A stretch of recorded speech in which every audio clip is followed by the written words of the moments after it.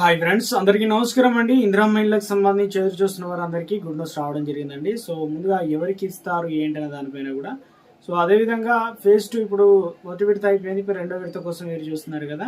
ఇందులో వచ్చేసి కొన్ని గైడ్ లైన్స్ కొత్తగా మార్గదర్శకాలు అయితే ఇచ్చారనమాట. ఎవరికి ప్రాధాన్యత కేటాయించబోతున్నారు, అదేవిధంగా ఏ జిల్లాల వారికి, అదేవిధంగా ఎవరికి ముందుగా ఎన్ని ఇవ్వబోతున్నారు ఏంటన్నది ఈ సమస్య కంప్లీట్ ఇన్ఫర్మేషన్ అనేది తెలుసుకుందామండి. వీడియోని చివరి చూడండి. అర్థమవుతుంది. మరోసారి ఛానల్ వస్తే తప్పకుండా సబ్స్క్రైబ్ చేసుకోండి. చూస్తున్నారు కానీ లైక్ చేయడం మర్చిపోతున్నారు. వెంటనే లైక్ చేయండి. ఎవరికి అయితే వెళ్ళిపోదామండి. ఇందులో వచ్చేసి ఇందిరమ్మ ఇళ్ళకి సంబంధించినటువంటి స్కీమ్ అనేది రెండో దశలో ఇక దాదాపుగా ఎన్ని ఇళ్ళు కట్టించబోతున్నారంటే 2,50,000 ఇళ్ళు అనేది కట్టించబోతున్నారు మంజూరుకు సంబంధించి. ఇప్పటికే హౌసింగ్ సెక్రటరీ గౌతమ్ అయితే జియో అయితే రిలీజ్ చేశారనమాట. ఇందులో వచ్చేసి జిహెచ్ఎంసీ పరిధిలో మినహా రాష్ట్రంలో 100 నియోజకవర్గాలను ప్రాతిపదికన తీసుకుంటే నియోజకవర్గానికి 1,500 ఇండ్లు అనేది కేటాయించడం జరిగిందనమాట.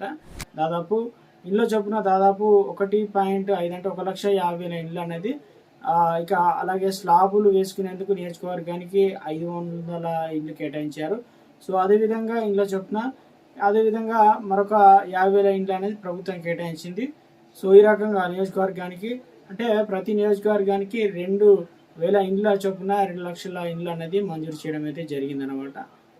మొత్తానికి అదేవిధంగా ఇందులో వచ్చేసి వీటికి అదనంగా స్టేట్ కోటా రిజర్వ్ కూడా ఉంటుంది కాబట్టి 50,000 ఇండ్లను కేటాయించడంతో మొత్తం ఇండ్ల సంఖ్య వచ్చేసి ఇందులో వచ్చేసి 2,50,000 ఇండ్లకు చేరినట్టు చెప్తున్నారు. దీన్ని బట్టి నియోజకవర్గాల కోటాల ప్రకారం 2,000 ఇండ్లలోనే స్లాబులు వేసుకునేటువంటి ఇండ్లు 500 ఉండగానే వారికి ప్రభుత్వం 2 లక్షల చొప్పున ఆర్థిక సహాయం అనేది అందించబోతున్నారు అనమాట. ఇంట్లో స్లాబులు లేకుండా అలాగే ఉంటాయి కదా, అటువంటివి.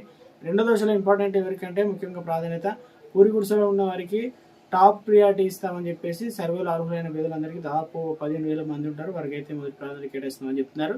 ప్రభుత్వం ఇంటి మంజూరు పత్రాన్ని కూడా అందజేస్తామని చెప్తున్నారు. అదేవిధంగా లబ్ధిదారులకు వెరిఫికేషన్ బాధ్యత ప్రభుత్వం గెజిటెడ్ అధికారులకు అప్పగించడం జరిగిందనమాట. ఈ వెరిఫికేషన్ అధికారులు జిల్లా కలెక్టర్లు నియమించాల్సి అయితే ఉంటుంది కాబట్టి ఇక కలెక్టర్లు క్షేత్రస్థాయిలో పరిశీలన తర్వాతనే ఫైనల్ చేసిన లబ్ధిదారుల లిస్ట్ అనేది ఎవరు అర్హులు ఏంటనేది కూడా దీని తర్వాత ఇన్ఛార్జ్ మంత్రి ఆమోదం తీసుకున్న తర్వాత ఇందిరమ్మ ఇండ్లు మంజూరు చేయడం జరుగుతుందన్నమాట. ఈ రెండో దశ వచ్చే నెల 1 నుంచి మనకు స్టార్ట్ కావడం అయితే జరుగుతుందని చెప్పేసి తాజాగా అప్డేట్స్ అయితే ఇచ్చారు.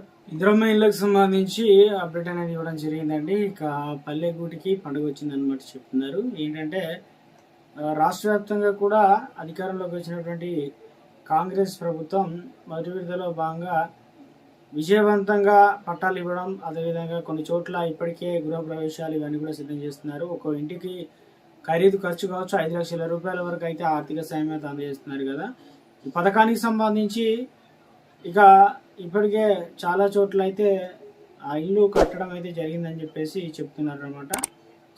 మొత్తం మీద అయితే రెండో విడతకు సంబంధించి ఎదురు చూస్తున్న వారందరికీ కూడా త్వరలోనే ఇండ్లు కూడా కట్టించడం అయితే జరుగుతుందని చెప్పి